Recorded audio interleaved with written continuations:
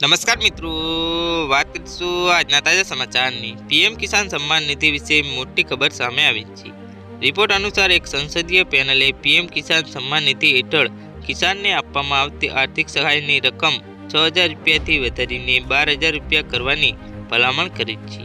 આ ભલામણ પંજાબ અને હરિયાણાના કિસાનોએ વિરોધ પ્રદર્શન કરવાના પછી કરવામાં આવી છે। રિપોર્ટ અનુસાર એગ્રીકલ્ચર, એનિમલ હસબેન્ડરી અને ફૂડ પ્રોસેસિંગ પર કોંગ્રેસ સાંસદ અને પંજાબના પૂર્વ મુખ્યમંત્રી ચરણસિંહ ચન્ની દ્વારા નેતૃત્વ કરનાર સ્ટેન્ડિંગ કમિટીએ પોતાની પ્રથમ રિપોર્ટમાં આ ભલામણો કરી છે। આ ભલામણો કૃષિ અને કિસાન કલ્યાણ મંત્રાલયની અનુદાન માગણીઓ પર કરવામાં આવી છે, જેને મંગળવારના રોજ લોકસભામાં રજૂ કરવામાં આવ્યું છે।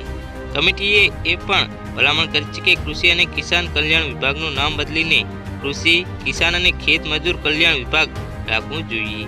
કમિટીએ તેની પ્રથમ ભલામણમાં કહ્યું છે કે પીએમ કિસાન યોજના હેઠળ આપવામાં આવતી સહાય રકમ 6,000 રૂપિયાથી વધારીને 12,000 રૂપિયા પ્રતિ વર્ષ કરી શકાય છે। કમિટીએ વધુમાં જણાવ્યું છે કે તેમનું માનવું છે કે કિસાનને આપવામાં આવતી મોસમી પ્રોત્સાહન યોજનાનો લાભ બટાઈદાર કિસાન અને ખેત મજૂરને પણ મળી શકે છે।